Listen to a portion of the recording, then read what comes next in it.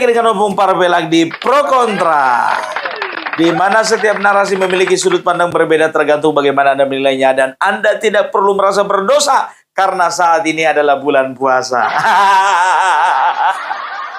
Ngomong-ngomong bulan puasa, ya, ini adalah bulan puasa, bulan Ramadan, dan sebentar lagi Lebaran adalah yang paling spesial bagi Mas Gibran, Wakil Presiden Republik Indonesia. Karena apa? Karena dia pada tahun ini berbagi lebih banyak hal lagi, ya, daripada tahun kemarin. Memberi kepada anak-anak panti, memberi kepada pesantren, memberi santunan kepada orang-orang yang membutuhkan, memberikan paket sembako, 8.000 paket sembako. Yang paling membahagiakan lagi, kalian tahu apa? Memberikan Rismon sebuah parsel.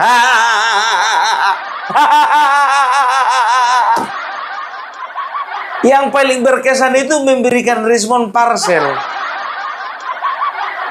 Kalau kita memberikan kepada orang yang sayang sama kita, itu hal biasa. Tapi ketika kita memberikan kepada orang yang suka maki-maki kita, nah itu betul-betul luar daripada luar biasa. Bukan cuma luar biasa, ya, lebih nggak masuk akal daripada luar biasa. Bayangkan kalian dapat parsel dia, biar tahu kalian isinya telur, roti, jeruk, salak, susu. Sebentar dulu Pung Parabelak, itu parsel atau MBG?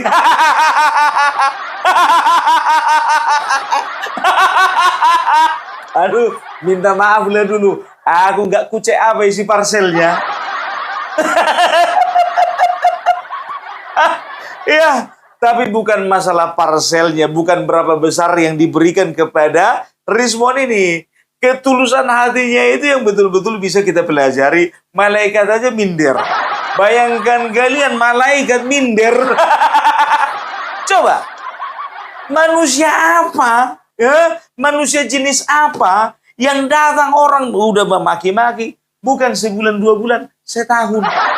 Setahun dimaki-maki, setahun ini kepengen dimakzulkan, setahun ini kepengen dihancurkan reputasinya, setahun ini dibilang lah dia nggak punya ijazah, hancur sehancur-hancurnya, hina sehina-hinanya,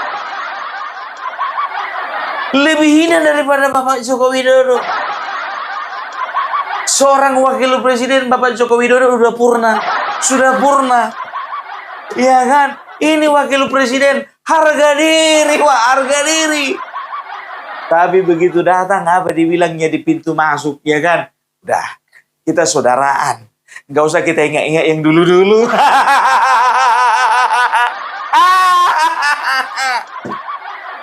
Waduh, luar biasa ya Mas Gibran. Tahu kalian, ya, banyak hal yang dilakukan Mas Gibran ini selama bulan Ramadan, ya. Di antaranya kemarin itu, ya, beberapa hari yang lalu beliau itu mentraktir 100 anak panti. Bayangkan kalian, 100 anak panti untuk belanja kebutuhan lebaran di Blok M. Tapi Rismon gak diajak.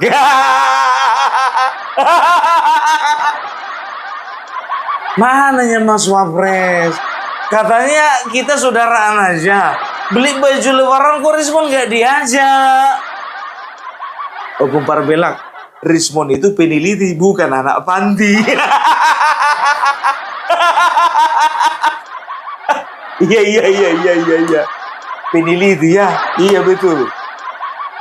100 anak panti, biar tahu kalian, ya, ditraktirnya. Mau beli apa aja, berapa aja harganya, berapa banyak, pokoknya semua Mas Wapres yang bayar.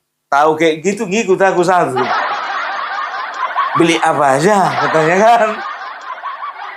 Dan ini sangat berkesan bagi anak panti tersebut.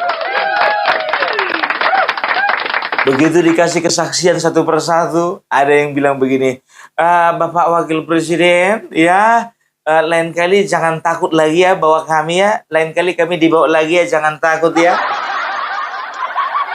Mungkin dilihat membengkak, biar tahu kalian tagihannya.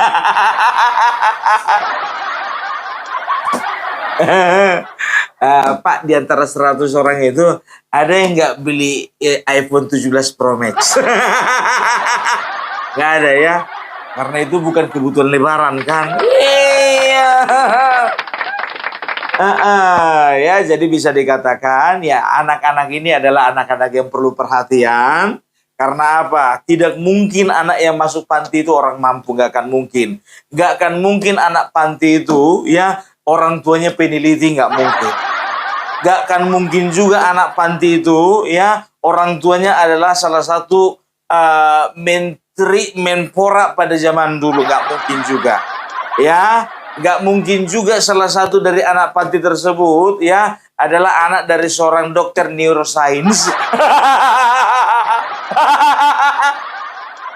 Dan terlebih lagi anak panti tersebut juga salah satu diantaranya nggak ada itu ya anak dari salah seorang ahli tata negara yang berubah menjadi ahli hukum pidana. Kayaknya nggak ada deh. Ya, ini adalah anak-anak yang membutuhkan perhatian.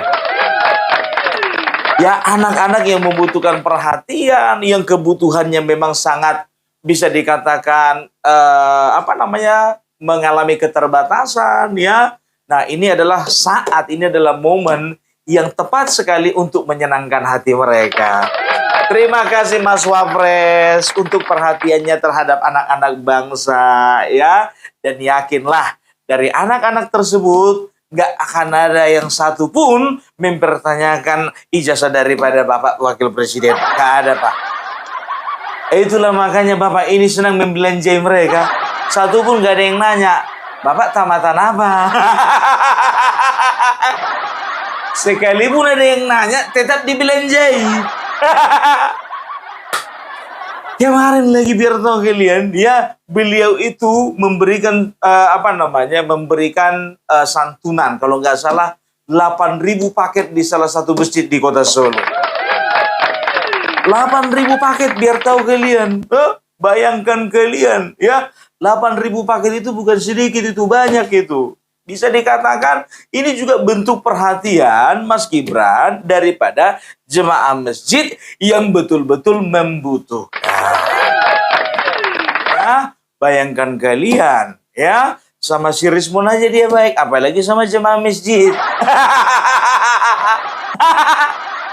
Itu top.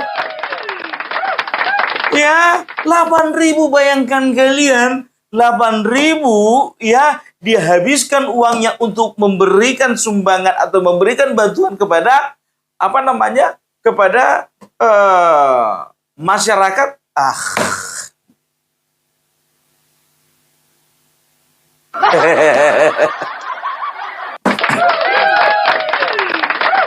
Nah itu dia, ini adalah bentuk kepedulian Mas Gibran terhadap jemaah masjid yang ada di sana. Jadi ku bilang sama kalian ya, jangan pernah khawatir kepada Mas Gibran, jangan pernah sanksikan kebaikannya, sedangkan sama si Rismon aja baik, apalagi sama jemaah masjid. Sama si Rismon aja baik dia, apalagi sama jemaah masjid. 8.000 bayangkan uang yang digunakannya biar tahu kalian untuk menyantuni orang-orang yang membutuhkan ya. Bukan untuk nyetak buku sampah dibagikan kepada orang-orang pada waktu Car Free Day.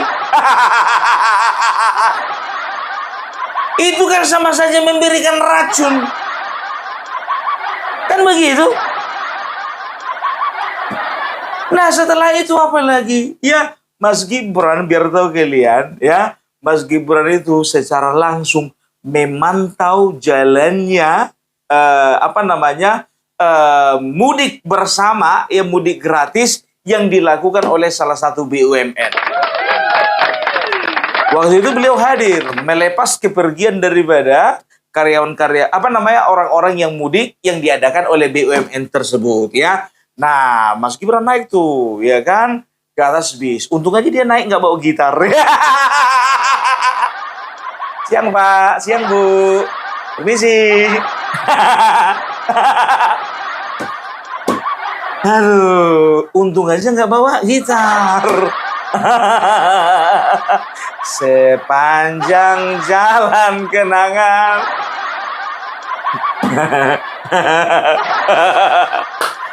Aduh, naik dia Berto kalian, ya, naik dia ke atas.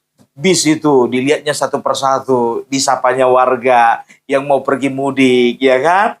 Dan juga biar tahu kalian ada pula warga yang minta tanda tangan, udah ada spidol di kantonginya.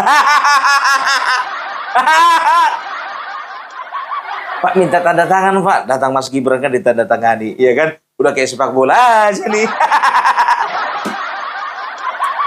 Waduh, berkesan dong. Dan juga beliau itu memberikan THR kepada anak-anak. Coba bayangkan kalian, wakil presiden sebaik ini, mau dikirim ke Iran. Memang manusia-manusia kurang ajar itu. Kirim aja, ya Gibran ke Iran. Kata buzzer-buzzernya merah. Biar aja nanti kalau misalnya ada rudal datang, biar aja Gibran itu mengorbankan dirinya. Ketua umum suruh mengorbankan diri. Ini orang masih panjang ini masa depannya ini. Harus bisa ini wakil presiden 2 kali, harus bisa jadi presiden 2 kali. Kalau yang sebelah sana kan memang udah di ujung hidupnya. Iya kan? Ya itu ngamal lah. Partai mana pun. Ada sana buzzer merah dari Kamboja. Bayangkan kalian sebaik ini mau dikirim ke Iran coba. Ya kan? Ya, jadi bisa dikatakan begini ya, apapun kebaikan yang dilakukan Mas Wapres ya, selalu ada orang-orang yang akan mencapnya sebagai orang yang tidak baik. Dibilanglah pencitraan, dibilanglah karena wakil presiden, paling yang kau sumbangkan itu bukan uangmu, katanya gitu kan. Loh, kan lebih bagus. Katakanlah itu uang negara, misalnya, ya kan dibagi-bagikan. Kan lebih bagus daripada dibagi-bagikan sama teman-temannya. Lebih bagus dibagi-bagikan kepada fakir miskin. Itu baru namanya wakil presiden. Ada pernah kalian jumpa wakil presiden Indonesia kayak gini? Gak pernah kan? Gak pernah. Ada para bela Muhammad Hatta. Iya, Muhammad Hatta kalian masih udah hidup di situ rupanya. Udah lahir kalian rupanya di situ. Kan belum. Ya gue bilang masa-masa sekarang. Energiknya di situ. Baiknya di situ. Gantengnya di situ. Cekatannya di situ. Cepatnya di situ, langsingnya juga di situ. Di saat yang lain berusaha untuk menyebarkan propaganda bahwasanya Gibran itu adalah salah seorang pejabat yang impeachable, yang bisa dimakzulkan, pada saat itu juga dia menunjukkan kerjanya. Makzulkan Gibran, datang Bapak Prabowo dikasih tugas ini. Makzulkan Gibran, kata Purnawirawan, datang Bapak Prabowo dikasih lagi tugas ini. Kita akan tetap makzulkan Gibran, kata orang-orang oposisi. Bapak Prabowo langsung kasih tugas lagi kayak gini. Mana bisa Bapak Prabowo dipisahkan sama Mas Gibran? Sama seperti kemarin orang-orang oposisi udah ngumpul itu di rumah Syed Didu itu. Kira-kira mau apa ya? Ya paling agendanya itu lagi, makzulkan lagi. Tapi ujungnya gagal lagi.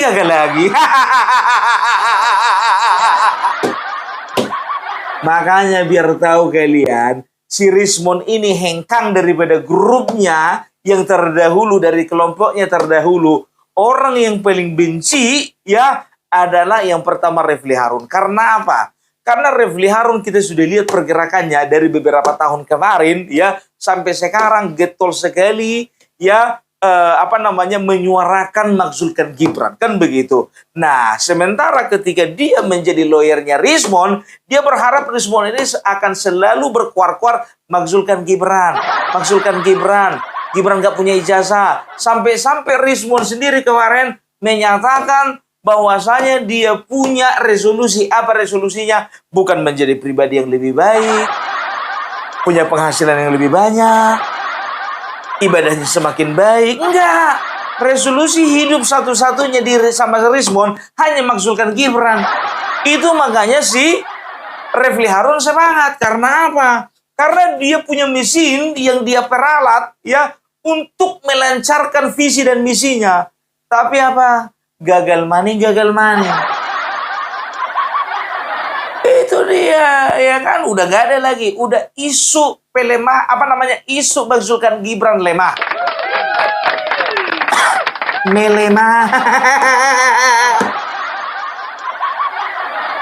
Mau seberapa banyak pun kalian hembuskan isu itu, mau setiap hari sekali, sehari 3 kali, sehari 7 kali, sehari 100 kali, sehari 1000 kali, ya. Tapi ketika masyarakat melihat bahwasanya Gibran punya kompetensi, bahwasanya Gibran punya kekuatan, Gibran punya kemampuan, ya, semua kalian tidak akan bisa melakukan apa-apa. Dasar lo, basarnya Gibran. Terserah kalian. Yang penting aku mengatakan dan menyatakan yang sebenarnya. Tahu kalian, ya cuman satunya dosanya Gibran. Satu aja ya dosanya Gibran. Beliau itu anak dari Bapak Joko Widodo. Itu aja dosanya Gibran. Gara-gara beliau itu anaknya dari Bapak Joko Widodo. Makanya kayak gitu sikap orang-orang ini. Coba kalau Gibran bukan anak Joko Widodo, ya katakanlah Gibran misalnya anaknya Anies Baswedan. Nggak begini. Katakanlah Gibran ini anaknya Ganjar Pranowo. Nggak begitu. Katakanlah Gibran ini anaknya Ripka Ciptaning. Nggak begitu juga isunya. Katakanlah si Gibran ini anak Said Didu. Sebentar dulu, Opung. Said Didu. Dari manalah bisa kau bisa kau simpulkan, ya, agak bisa kau samakan mukanya Said Didu dengan Mak Gibran. Dari sisi mana dulu, Opung Parbela? Dari sisi mana? Dari sisi kegantengan jauh, isi kepala jauh, kompetensi jauh, daya tahan jauh. Cuman satu aja yang nggak bisa dilakukan Gibran jika dibandingkan dengan Said Didu. Gibran nggak bisa nyelam di dalam laut dan berkata, oligarki! Oligarki! Sambil berenang-renang dia di lautan kan. Oligarki! Kita harus merdeka dari oligarki! Cuman itu aja kekurangannya Gibran. Gibran nggak bisa bikin kayak gitu.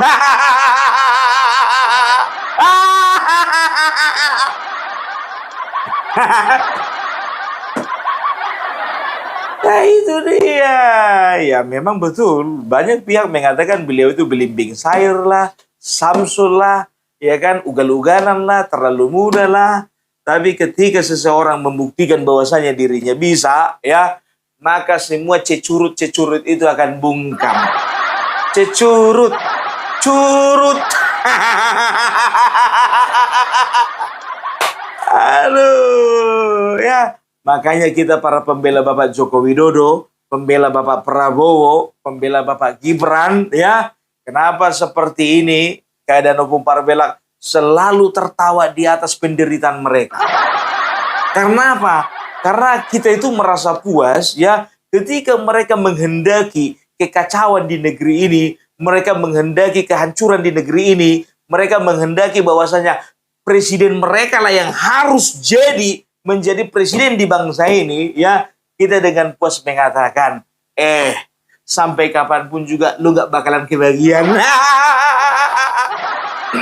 Coba ini, gue bilang sama kalian, ya, kalau misalnya Mas Gibran, ya, sampai 2029, ya, 2029 beliau itu menyelesaikan tugasnya. Nyambung lagi, katakan berpasangan dengan Bapak Prabowo, 2029, 2034. Kan begitu. Nah, 2034, 2039, 2039, 2044. Aku nanya sama kalian, Said Didu masih hidup? Gatot Nurmantio masih hidup? Sunarko masih hidup?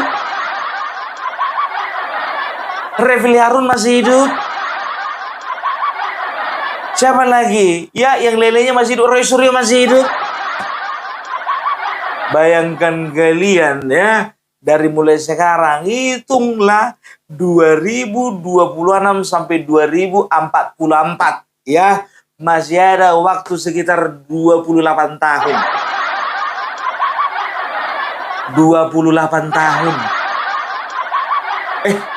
28 tahun. Enggak, Opung Parbelak, kau salah Opung Parbelak. 18 tahun Opung Parbelak, 18 tahun. Oke, 18 tahun. Udah berapa umurnya Said Didu? Said Didu katakanlah sekarang 60 tahun. 60 tambah 18, 78.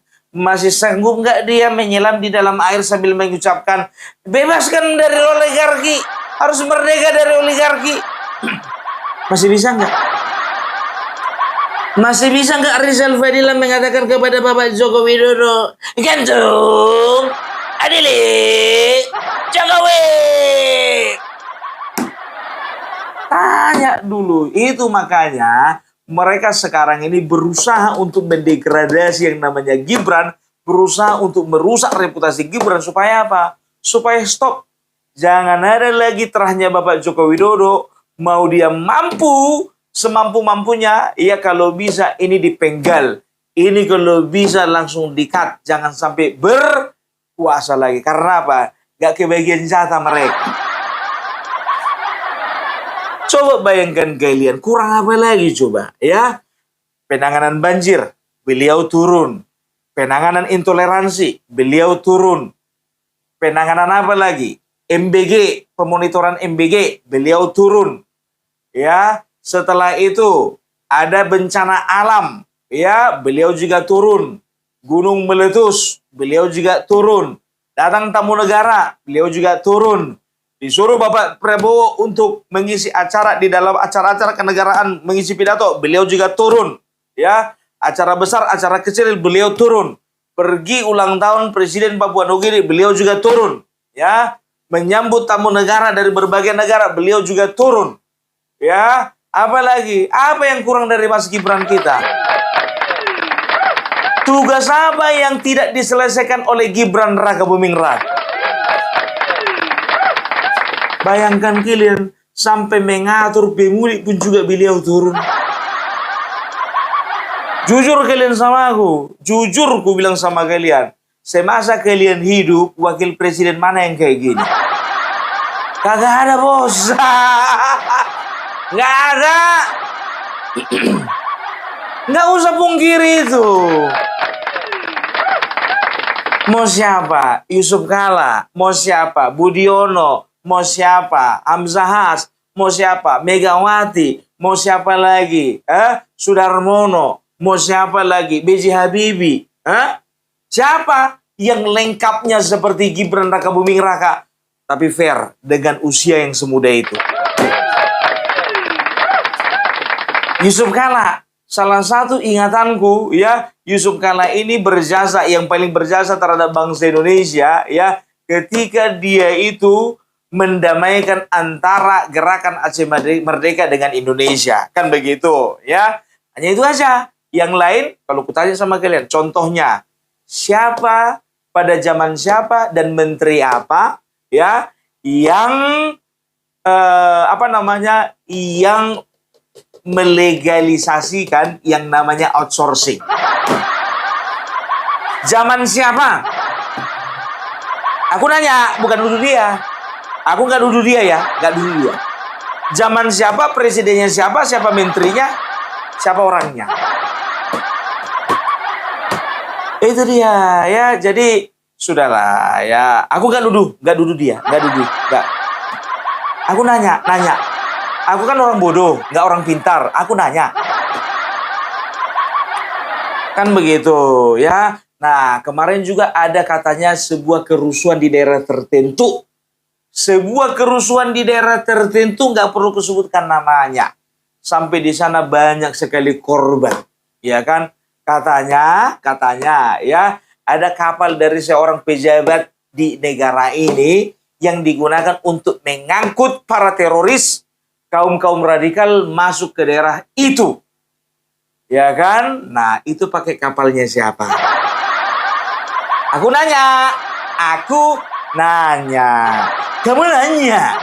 Kamu bertanya-tanya. Tapi coba kalau Mas Gibran ini, coba bayangkan kalian ya. Mau ngomongin apa? Masalah UMKM dia perhatikan. Masalah anak-anak dia perhatikan. Masalah kesehatan anak dia perhatikan. Masalah kesejahteraan dia perhatikan. Masalah korban bencana alam dia perhatikan. Dia itu belum sempurna Bung Parpelak. Betul, aku setuju beliau itu belum sempurna.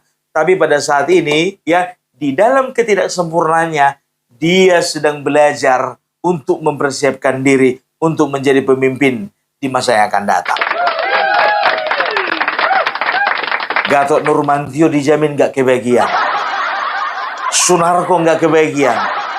Said Didu gak kebagian. Napoleon Bonaparte gak kebagian.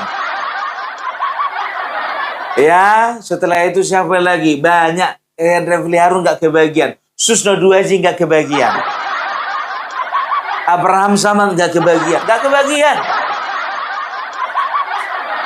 Makanya sekarang begini. Bagaimana caranya supaya mereka gak akan pernah kebagian?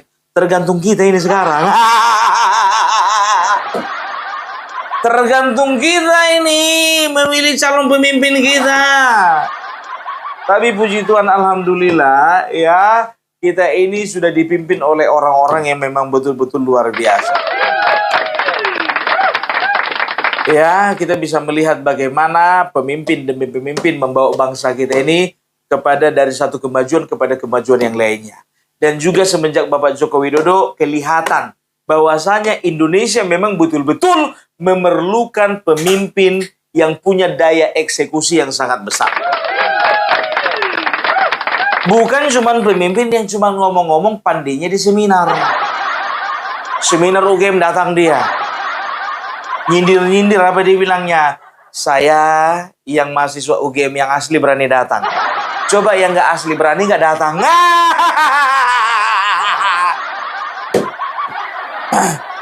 Untung Indonesia ini tidak dipimpin oleh orang yang doa-doanya jahat.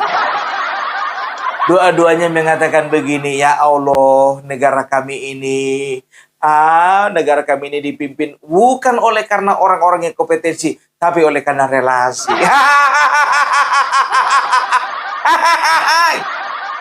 Nggak kubayangkan, bisa ya, nggak kubayangkan biar tahu kalian jadi apa bangsa gue. Kalau sempat yang itu jadi pemimpin, betul.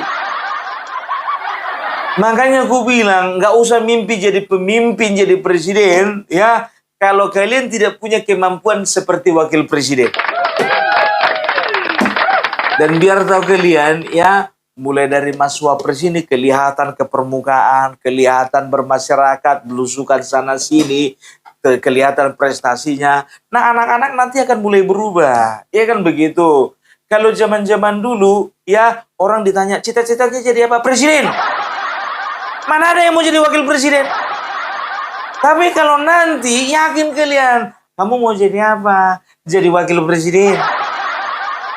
Udah ada cita-cita itu.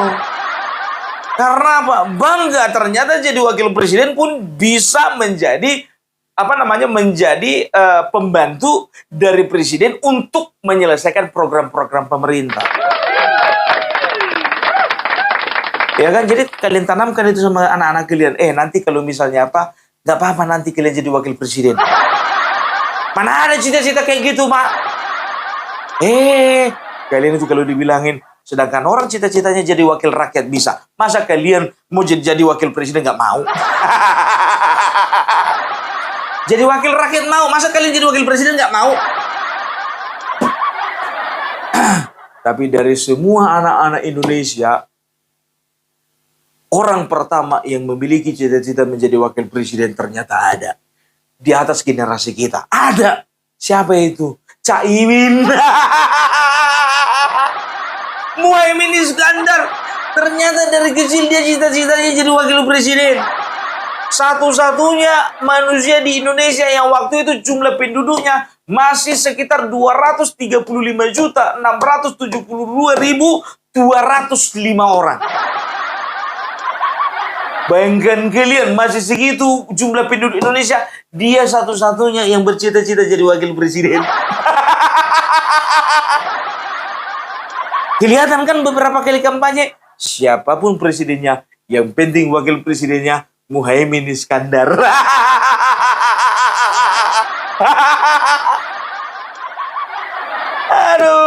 Aduh, ya. Jadi itulah dulu ya gambaran bagaimana sebetulnya Indonesia ini sebetulnya sedang dipersiapkan untuk menjadi negara yang besar. Karena apa? Karena ada seorang anak muda yang sedang mempersiapkan dirinya untuk memimpin bangsa Indonesia ini ya, untuk menerima tongkat estafet dari Bapak Prabowo Subianto. Kapan itu Opung Parpelak? Nanti di 2034. 2034 ya, itu yang kuharapkan. Tapi kalau misalnya contohnya ya, kita nggak tahu yang namanya politik ya, yang ini tadinya gandengan tiba-tiba misah. Nah itu lain cerita. Jadi Opung Parpelak dukung siapa? Ya kita dukung Gibran dong. Masa yang lain? Ya kan? Kan nggak lucu. Ya kan, tapi ngomong cita-cita biar tahu kalian, ada anak SD kemarin ya kan, begitu ditanya, aku nggak tahu ini betul-betulan atau memang kerjanya konten kreator, ini cuma intermezzo doang ya, apa cita-citamu? Jadi supir MBG. Ada itu di TikTok. Apa cita-citamu? Jadi supir MBG. Tapi mungkin dia itu menilai bahwasanya supir MBG itu adalah orang yang punya pekerjaan mulia. Karena menyalurkan dari dapur, ya dari SPPG ke tempat-tempat atau ke sekolah-sekolah yang di dalamnya ada anak-anak yang menanti-nantikan nutrisi dari pemerintah. Itu adalah pekerjaan yang mulia. Ya, itu adalah pekerjaan yang mulia. Karena nggak dapat pekerjaan lain-lain juga sih sebetulnya. Ya enggak lah, itu gunanya bahwasanya ya program MBG ini membuka lapangan pekerjaan. Nah, ada driver, ada ahli gizi, ada tukang masak dan lain sebagainya. Meskipun SPPG-nya meleset di beberapa daerah.